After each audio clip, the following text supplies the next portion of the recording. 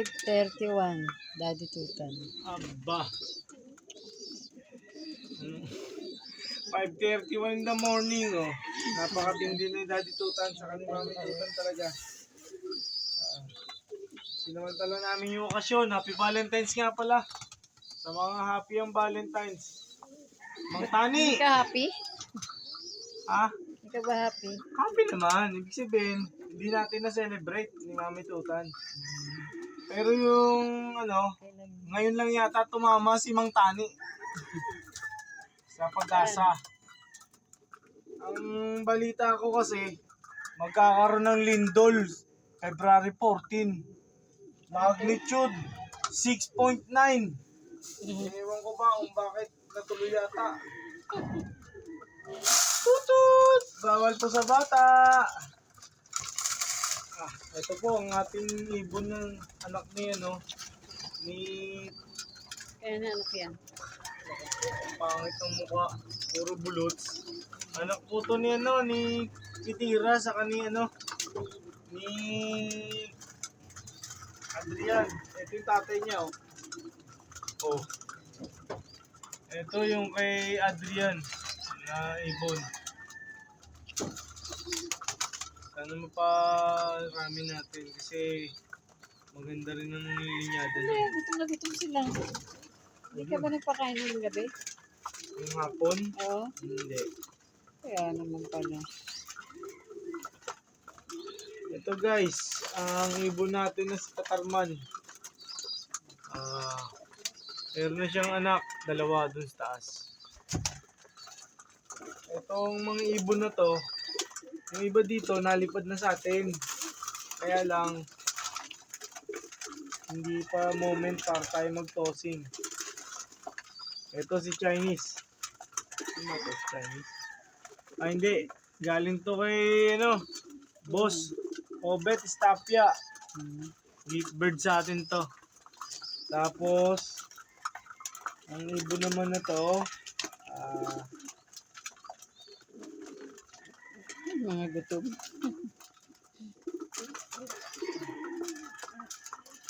ito si Kitira. Yun, anak niya yun, yung blue. Yung puti. Ay, puti. Anak. Ito, babae to. Pero ang laki niyang babae. Kahit tingnan nyo, ang laki nitong babae na to. Isa siyang malaking babae. Samantalang, sinubukan ko ng gamot yan, si Kulangot. Ang mga anak niyan talagang tested ko. Yung mga time na naglalaro ko sa kawit. Ayan. Tapos ito, pwede natin itong magamit sa laro. Ito, gift bird naman sa akin ni Boss Bunny. Aba, mag-aampwet. Di ko na matyagan kung sinong nito, jowa. Purong-puro talaga lahi. Purong-puro kasi lahi ng ibon natin. Kaya wala tayong magagawa. Nangitlog na si Negra, si Lalin. Wala siyang paso.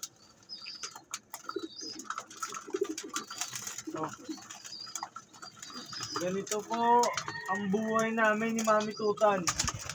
Sa sobrang pagmamahal namin sa kanila. Hindi lang mo pa, oh. Ay, sarap. Walang matuka dun sa... Nahanap ko kasi si Imbrek.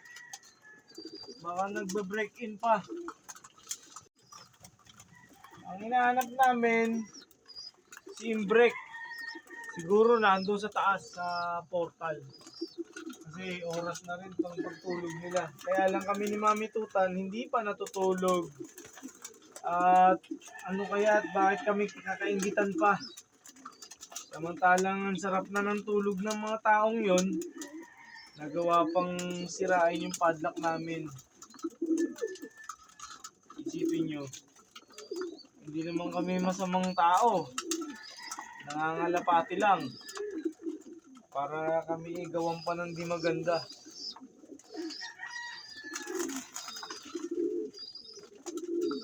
Para bang galing sa iwahig itong mga to. Ito nga palang gift bird sa atin ni Boss Alvin, no? Ayan. May pagka-tipler po yung mukha niya. Pearl eye na watery. Magandang ibon. At sa ano siya, ng grisel siya. Grisel. Kamusta nga pala si ano? Si Cookie. Nasaan na si Cookie? Si Cookie! Nasaan na? May Tagal ko na- concert! Tagal ko na hindi nakikita. Si Cookie nandun yun at natutulog taas? sa taas. Saan? Sa portal? Sa portal doon. Ito nakaligtas to. Inalagaan ko lang to sa ano. Inalagaan ko lang to sa... Ito, tong ibon na to, inalagaan ko lang to sa ano, sa... Ampil. Si One Piece. One Piece kasi buntot niyan, guys. Kahit na anong yan, magandang ibon siya. NL ang kanyang ano, leg one. Nakaligtas siya. Samantalang ito, ito, ang type kong gawing inahin. NL din siya, guys. Gift bird naman siya sa akin ni, ano, ni Boss Fernan. Naronda na to. Dito kasi napunta yung iba. Yung mga tinitraining natin doon sa North Loop. Ano?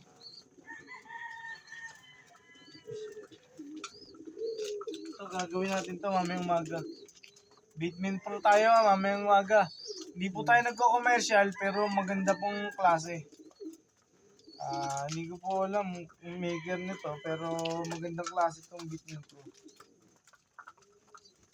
Aba, gawa ba ito na excellence? Huh? Parang gawa ng excellence niya.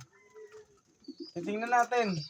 Isa-search natin kung sino may maker nito. Ang kasama yun doon sa ano? Parang ito yata kinuha natin kay Doc Ramil. Pero kailangan na natin yun, no? I-set up na lang yun, no? Ating mga kailangan. Para ito naman ang ating tingnan. Ito ang gift bird sa atin ni Boss Bunny. Bigay din to, guys. Magandang babae. Anak ko po. May one eye. Gusto po. Tingin?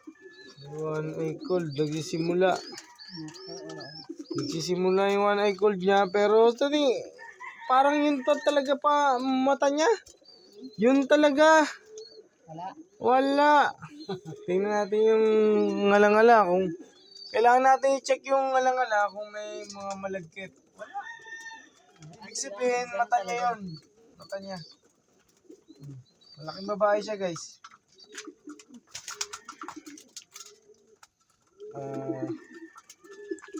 Kailangan natin patukain sila ng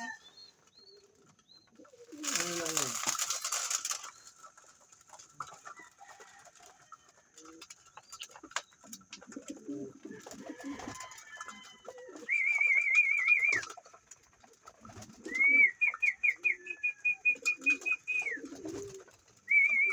Eto, ang galing kay Genshin.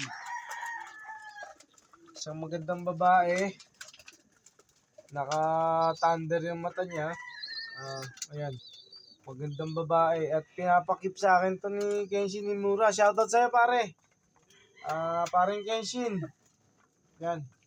Napakagandang gawin ano. Ito, guys. Oh. Kahit na anong paling mo niyan, mampis talaga ang ano niya. Kanyo mo makikita talaga ang ibon na ano na magandang klase. One Piece siya, guys. Kaya pinangalan ko sa kanya si Nami. Sinami. Nami yung pangalan niya ngayon, guys. Kasi ano yun, love life ni Luffy.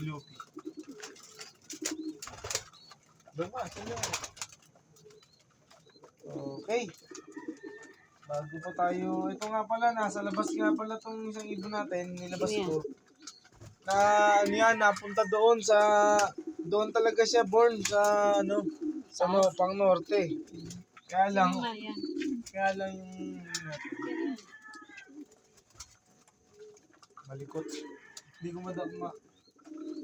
Bahalan pa bukas. Kasi hindi na ako makahintay na magawa tong ating loop eh.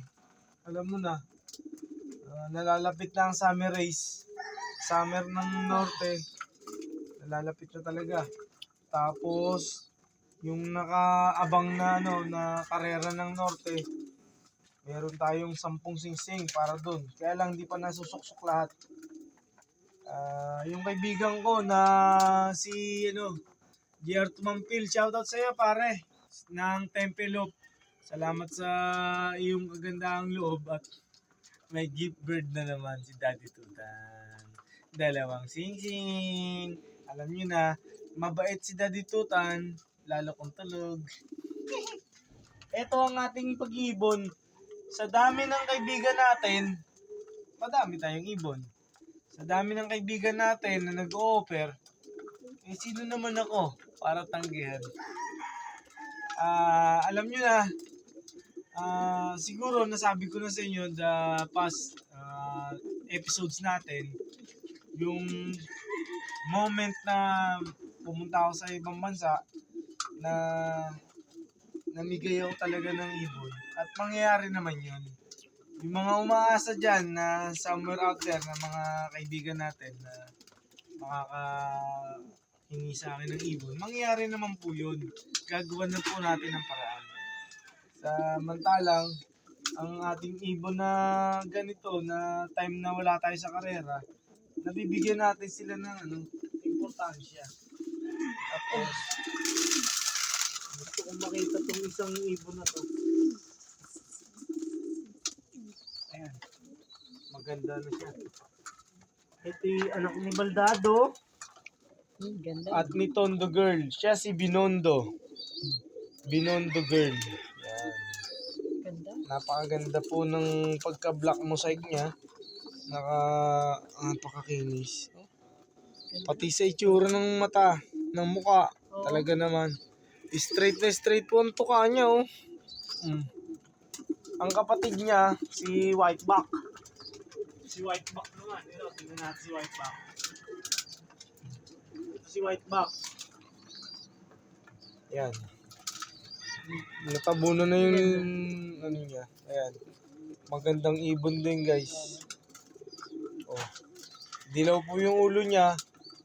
Siya, nagre-range pa lang siya ng ng mga 20 days.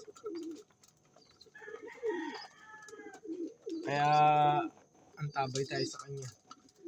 Samantalang, samantalang ang ibon natin na anak ni APR sa ni Katarman ito. Parang nasuksukan ko siya ng singsing na may ipot. CFL siya, guys. Once na yung mga straw nito sa ilalim ng pakpak ay kompleto na sa kanyang pagwis. Itong ilalim po ito. Yan. Sigurado na lilipad na to sa mag-range. Yan. Pinapakita sa inyo, guys, ang kanyang pakpak. Yan. Ang gantong ibon, ganito po yung niya, process niya. Napakaganda namang balahibo, guys. Parang kung naging pula to, lalong maganda. Oh. Ganda ng hilad siya. Itong ibon natin. Takman. Ito naman, guys. Ang ating ibon. Ito. Hindi ko sure kung CFL lang may saksak natin sa kanya. Pero meron siyang bulots. Aalagaan ko na lang siya sa Broxitil. Ayan, guys. Oh. Ayan. Napakaganda po. Parehas po, blue check. Ang kapatid. Tignan natin kung may itlog na ito si Baba at si Dada. Wala pa. Ito naman yung naging single baby. ni APR sa kanila tak. Ayan. Gandang ibon. At matapang yung nanay. Ayan. Kung paano ko to kayo, no? Oh, ayan. Nakarapista pa. Sino ka? Sino ka? Ah, si Tondo Girl to. Mamaya, papaliguan ko sila. Kailangan nyo silang maligo.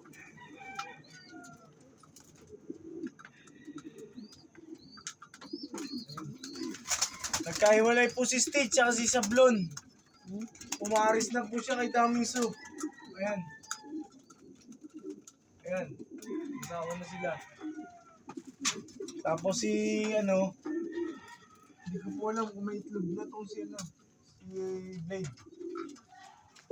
Nangangarap lang po guys. Nangangarap lang kami. Nangangarap kasi nga libre lang yan. Itong ating buhay pag-iibon, ganito po talaga. Sa sobrang busy namin ni Mami Tutan, nagagawa pa rin namin itong ipamahagi sa inyo ang aming kaalaman at eksperyensya sa pag-iibon, lalo na sa karera, na samantalang wala tayo sa karera.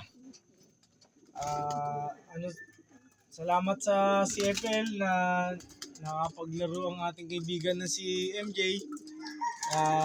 Sumuporta tayo sa kanyang ibon. Sana po Arinaway makauwi pa sa pagdating ng linggo sa load sa release sa Prieto via Sorsogon. Kaya may chance pa. Kahit na nalaglag na yung isa, yung brown check. Sana gawa po tayo ng magandang pagkakataon. Arigato gozaimasu. Salamat po talaga guys. Grachi. Ang hirap lang sa pagkakataon na naulan, yung flooring natin. Inambangan ko na siya ng buhangin, nawala yung amoy, yung fume.